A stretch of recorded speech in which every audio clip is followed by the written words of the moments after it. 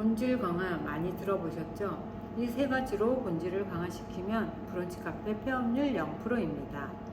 안녕하세요. 브런치 카페 10년째 운영 중인 한유정입니다.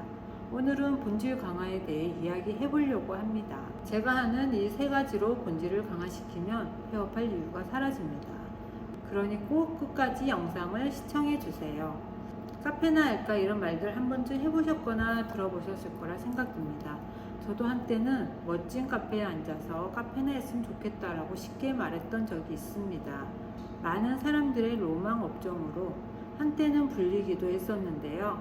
현재 불황에도 카페 창업은 뜨거운 관심 업종 중에 하나인 것 같아요.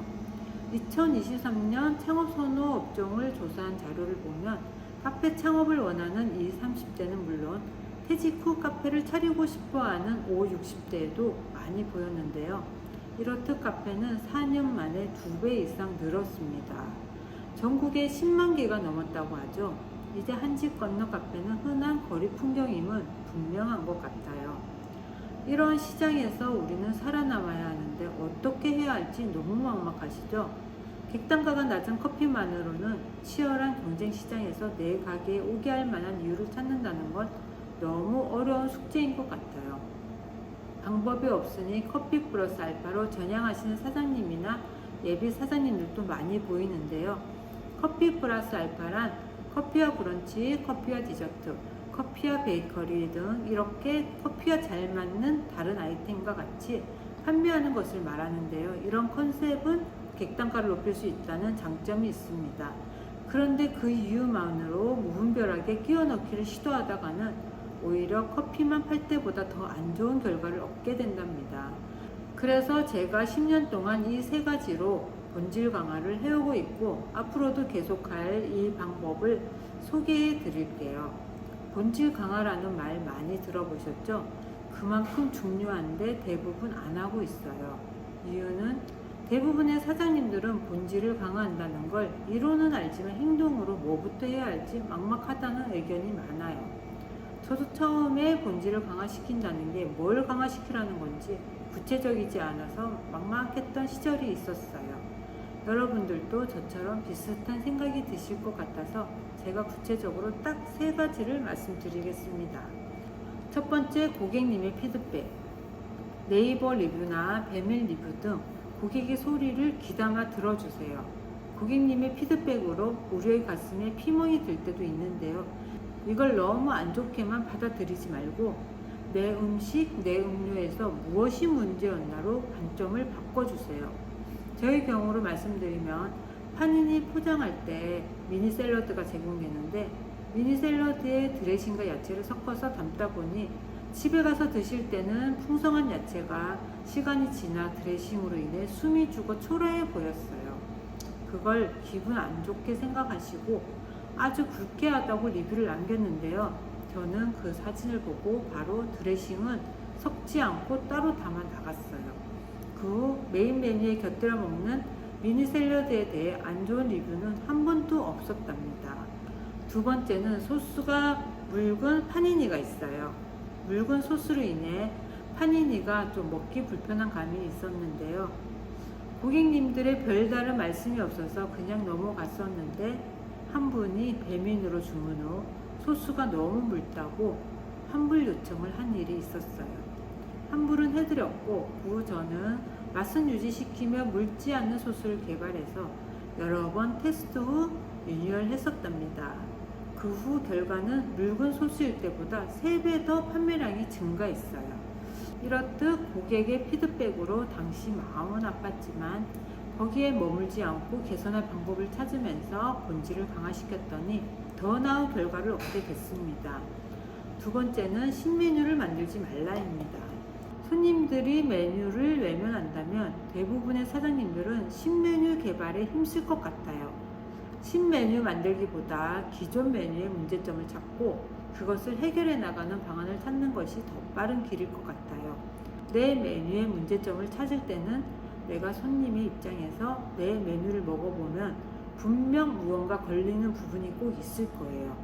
예를 들어 닭가슴살이 퍽퍽하다. 닭가슴살은 원래 퍽퍽하지 않냐라고 하실 텐데 그걸 조리 과정에서 부드러운 식감으로 바꾸시는 방법을 찾아보신다면 신메뉴 만드느라 더 많은 시간을 보내고 새로운 식자재 사입으로 지출을 하게 되는 것보다 기존 메뉴를 더 빨리 개선할 수 있습니다. 그런데 신메뉴를 만들다 보면 그 새로운 메뉴가 반응이 없을 때 또 신메뉴를 만드는 악순환의 시작으로 현타가 오고 의욕이 사라지게 됩니다. 이런 이유로 신메뉴 만들기보다 기존 메뉴 업그레이드가 시간과 돈이 절약되고 새로운 메뉴보다 기존 메뉴를 아무래도 더 많이 만들다 보니 더 잘 만들게 될 겁니다. 내 메뉴를 내가 먹음으로써 문제점을 파악하고 해결하는 과정을 반복하다 보면 메뉴의 본질 강화가 자연스럽게 이루어집니다. 저는 한 가지 메뉴를 여러 번 업그레이드 시켰고 타 브랜드 메뉴를 먹어보고 아이디어를 얻어 제 메뉴에 도입시켜 좋은 결과를 얻었습니다. 새로운 메뉴는 기존 메뉴를 업그레이드한 다음에 하셔도 늦지 않아요. 이것이 본질을 강화시키는 두 번째 방법입니다. 세 번째는 만족하지 말라입니다. 저는 모든 소스를 재구성해서 사용합니다. 처음부터 만들어 사용하는 소스들도 있지만 수많은 소스들을 다 하나하나 만들어 사용하기에는 너무 일이 많아집니다. 그래서 가벼운 소스들을 시판 소스로 사용하는데요. 시판 소스들의 맛은 제가 원하는 맛에서 항상 부족한 맛이었어요. 그래서 저는 시판 소스가 제가 원하는 맛을 내기 위해 여러 가지 재료들을 다시 혼합하여 저만의 소스를 만든답니다. 이런 방법으로 타업체와 차별화를 두고 저만의 맛으로 고객님들이 찾는 매장으로 발전할 수 있었던 이유입니다.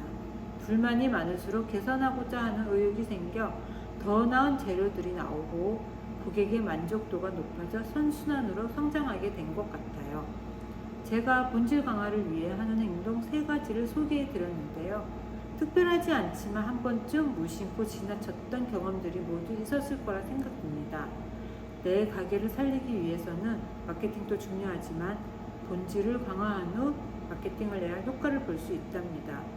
그럼 본질을 강화시키기 위한 3가지 방법에 대해 다시 요약을 하자면 첫 번째, 고객의 피드백을 잘 듣고 개선을 하라입니다.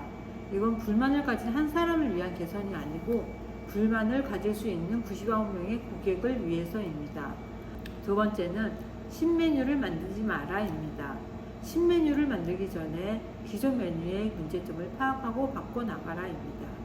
신메뉴를 만들기 위한 시간과 지출은 고객의 반응이 없을 때 현타가 오고 의욕이 사라집니다.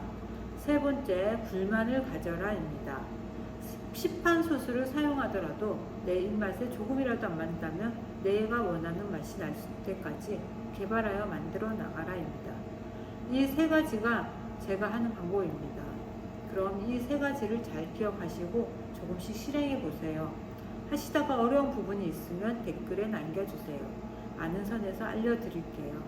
경쟁이 심한 카페 시장에서 살아남기 위해 오늘도 고생하시는 사장님들과 예비 창업자분들에게 조금이라도 도움이 되었기를 바라봅니다.